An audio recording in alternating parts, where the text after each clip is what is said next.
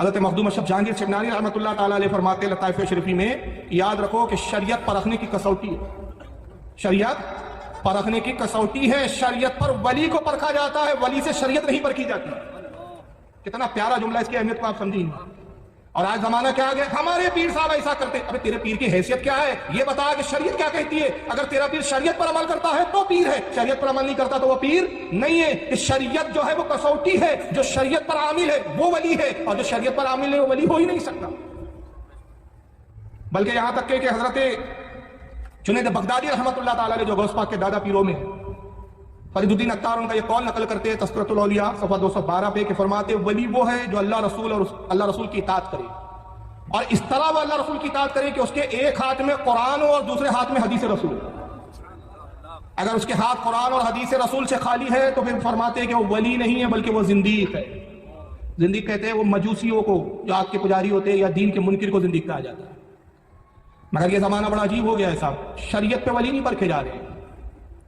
ولی صاحب ایسا کرتے ہیں اس لیے جائیے، اور ولی صاحب کر کے ہمیں ایسے ایسے ولی پیدا ہو گئے، ایسے ایسے پیر پیدا ہو گئے کہ نیٹوں پہ ویڈیو دیکھ کر آدمی حیران ہے۔ بیچ میں ایک پیر صاحب کو دیکھا لڑکیوں سے چپٹے ہوئے رہتے تھے، عورت چمٹو پیر صاحب ہے، ولی صاحب ہے۔ قوالی ہو رہی ہے صاحب، ہزاروں لاکھوں کے نوٹ داڑھی منڈے قوالوں پہ نثار کر دے رہے ہیں صاحب، پیر صاحب ہے صاحب، کرامت ہے ان کی۔ اور ایک عجیب نیا فیشن چلا، پھولوں کے اندر ہی دفن ہو جا رہے ہیں گردن تک، دیکھے ہوں گے اس طرح کی ویڈیو ہے۔ اتنے گلاب کے پھول ڈالے کہ پیر صاحب کی گردن دکھ رہی ہے، باقی کچھ دکھ ہی نہیں رہا ہے۔ کیا ہے صاحب، یہ پیر ہیں، یہ ولی ہیں ہمارے حضرات۔ ارے کیا کرامت کیا ہے آپ کے حضرت کی؟ بھائی اتنے بڑے پیر صاحب ہیں کہ صاحب عورتیں پیر دباتی ہیں، بڑے بڑے سیٹ مرید ہیں۔ مولانا روم فرماتے ہیں کہ یہ ولی نہیں ہے بلکہ کیا ہے، کارے شیطان می کند نامش ولی گر ولی ایس تو لعنت پر ولی۔ کام شیطان کے کرتا ہے اور کہتا ہے کہ میں اللہ کا ولی ہوں، اگر یہی ولی ہے تو فرماتے ہیں کہ ایسے ولی پر پھر اللہ کی لعنت ہے۔ کام تو شیطان کے کرتا ہے۔ یاد رکھیے شریعت راستہ ہے، یہ اعلیٰ حضرت کا قول ہے۔ اعلیٰ کیا فرماتے، بڑی پیاری تشریح کی ہے آپ نے اس کی۔ شریعت راستہ ہے، طریقت سواری ہے۔ شریعت راستہ ہے، طریقت سواری ہے، حقیقت نشان منزل ہے، اور معرفت منزل مقصود ہے۔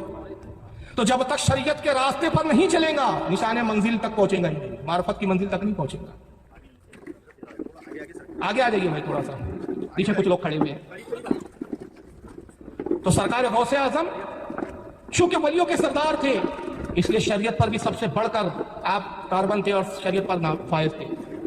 یہاں تک کہ لکھا گیا کہ ایک مرتبہ آپ سفر میں ہیں، پیاس کی شدت محسوس ہوتی ہے، اچانک کالے بادل چھاتے اور بارش ہونا شروع ہوتی ہے، یہاں تک کہ زمین پوری جل تھل ہو گئی۔ آپ نے کچھ پانی کو نوش فرمایا، پھر وہ کالے گھنے بادل چھٹے اور ایک نور ظاہر ہوا، ایک روشنی بڑی تیز، اتنی تیز روشنی کہ آنکھیں چلی آ جائیں، اور نور سے آواز آتی ہے، عبد القادر میں تیرا رب ہوں، عبد القادر میں تیرا رب ہوں، اور عبد القادر تجھے خوشخبری ہے کہ میں تیری عبادت اور ریاضت سے بڑا خوش ہوا، اور جتنے حرام کام تھے سب میں نے تجھ پر حلال کر دیے، نعوذ باللہ، حتیٰ کہ میں نے تجھ پہ آج سے نماز بھی معاف کر دی۔ جیسی یہ نور سے آواز آئی، آپ اور ہم ہوتے تو خوش ہو جاتے، ارے واہ یار کمال ہو گیا بھائی، اللہ راضی ہو گیا، یہ نور ہے، اللہ تو نور ہے۔ قرآن میں اللہ نے فرمایا اللہ نور السماوات والارض، اللہ زمین و آسمان کو نور ہے، اللہ تو نور، روشنی آئی، ظاہر ہو گیا، آواز ہو گئی بھائی، اب ہو گیا، اللہ نے کہہ دیا، بشارت دے دی، آج سے نماز معاف، سارے حرام حلال ہو گئے۔ مگر وہ غوث اعظم تھے، آپ نے فرمایا لا حول ولا قوت الا باللہ العلی العظیم، جیسی لاحول پڑا سارا نور دھوا ہو۔ کون تھا وہ؟ ابلیس، شیطان۔ آواز آئی عبد القادر آج تجھے تیرے علم نے بچا لیا۔ دیکھیے دوسرا حملہ تھا، ہم ہوتے تو اپنے علم پہ گھمنڈ کرتے کہتے ہاں دیکھا نا ہونا، میں بھی عالم ہوں کہ نہیں، علم رکھتا ہوں کہ نہیں، لیکن غوث اعظم دیکھا مردود، پھر دھوکہ دیتا ہے، مجھے میرے علم میں نہیں، میرے اللہ نے بچایا، یہ میں فضل خدا بندی قدوس سے بچاؤں۔ دور سے آواز کیا آتی ہے، اب یہ جملہ بہت خاص ہے تاریخی، یہ واقعے کا خاص جملہ حصہ ہے۔ کہتا عبد القادر اب تک تو میرے قابو میں نہیں آیا، خدا کی قسم اسی طریقے سے 70 ابدالوں کو اب تک گمراہ کر چکا ہوں۔ ان کو گمراہ کر چکا ہوں، عام مسلمان کو نہیں کہہ رہا ہے، وہ مسلمانوں کو گمراہ کر چکا ہوں، 70 ابدالوں کو۔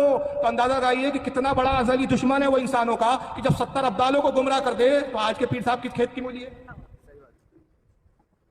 تو اب اگر کوئی سنترا نکالے تو ولی مت سمجھو آپ، سنترا نکال دیا، حضرت نے انگوٹھی نکال دیے، ہاتھ میں سے انگوٹھی دے دیے، فلا کر دیے، پیٹ پہ ہاتھ لگائے تو پتھری باہر آ گئی، بہت بڑے ولی ہے۔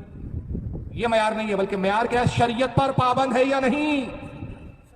یہاں تک کہ بزرگان دین فرماتے ہیں، کئی بزرگوں نے اقوال نقل کیے ہیں کہ اگر کسی کو پانی پہ چلتا ہوا دیکھو ولی نہ سمجھو، کسی کو ہوا میں اڑتا ہوا دیکھو ولی نہ سمجھو، جب تک یہ نہ دیکھ لو کہ رسول اللہ کی شریعت پر پابند ہے یا نہیں۔ تو معیار کیا ہے؟ رسول اللہ کی شریعت. اور اس واقعے میں خاص بات ہے، دیکھیے نہ غوث اعظم نے ایک تعلیم دی جب ان سے پوچھا گیا، ابن تیمیہ نے اس کو لکھا ہے. خاص بات ہے کہ اس واقعے کو سنیوں نے تو لکھا ہی ہے، اہل سنت کے شاہ عبداللہ مودودی سے دہلوی نے اخبار الاخیار میں لکھا ہے، امام ابو الحسن شتنوفی نے بہجت الاسرار میں لکھا ہے، قلائد الجوار میں حضرت امام محمد یحییٰ تاسفی نے لکھا ہے، اس کو بہت سارے علماء نے لکھا. لیکن ابن تیمیہ نے بھی اپنے فتاوی میں جلد 1 صفحہ 172 پر لکھا. اور ابن تیمیہ جو غیر مقلدوں کے بہت بڑے علامہ ہے، وہ کہتے ہیں کہ پھر غوث اعظم سے پوچھا گیا کہ حضور آپ نے کیسے جانا کہ یہ شیطان ہے؟ آپ کو کیسے پتا چلا؟ آپ نے کہا صرف ایک بات سے، کہ میرے آقا پر جب حرام حلال نہ ہوا تو میں تو اپنے نبی کا غلام ہوں، مجھ پر حرام حلال کیسے ہوا؟ تو یہاں سے ایک بات پتا چلی، بھائی نماز کیوں نہیں پڑھتے پیر صاحب؟ نہیں ہم پر معاف ہے. تو کون ہے؟ تیری اوقات کیا ہے جو تجھ پہ نماز معاف ہے؟ کچھ تو پھر ایسے نہیں نماز کیوں نہیں پڑھتے پیر صاحب؟ ارے بھائی نماز وہ لوگوں کے لیے، ہم تو ولایت کی اس منزل پر ہے کہ یہ زمین یا مسجد ہمارے لیے نہیں ہے، ہم تو خانہ کعبہ میں جا کے نماز پڑھتے ہیں. اچھا بھائی خانہ کعبہ میں پڑھتے، بھائی پاس کی مسجد میں چلنا نہیں ہو رہا، آپ صرف خانہ کعبہ اتنی دور جا رہے ہیں، روز جا رہے ہیں، 5 وقت جا رہے ہیں. یہ بتائیے ظہر میں نکلے تو وہاں کون سا وقت ہے؟ وہاں ظہر پڑھنے کا کہ کون سی نماز پڑھنے کا؟ وہاں تو ٹائم الگ ہو گیا، وہاں کا نماز کا بھی وقت ہے. تو آپ ظہر ادا کر رہے تھے کہ اثر ادا کر رہے تھے؟ بلکہ غوث پاک کا یہ قول مشہور ہے کہ آپ فرماتے ہیں کہ جو بے نمازی ہو اس کو ہمارے قبرستان میں دفن کریں. تو جب غوث اعظم کو اس نے فریب دیا کہ حرام کو حلال کر دیا، آپ اس فریب میں نہیں آئے، بلکہ آپ اس قول کے قائل تھے جو امام احمد بن حنبل جس قول کے قائل تھے کہ امام احمد بن حنبل اس حدیث کی بنیاد پر فتویٰ دیا کرتے تھے کہ جو قصدن نماز چھوڑتا ہے وہ ہمارے نزدیک کافروں کی طرح کام کرنے والا ہے، یا وہ کفر سے قریب ہے. اور حدیث پاک کہ من ترک الصلاۃ متعمدا فقد کفر، جس نے جان بوجھ کر ایک وقت کی نماز چھوڑی وہ کافر ہو گیا.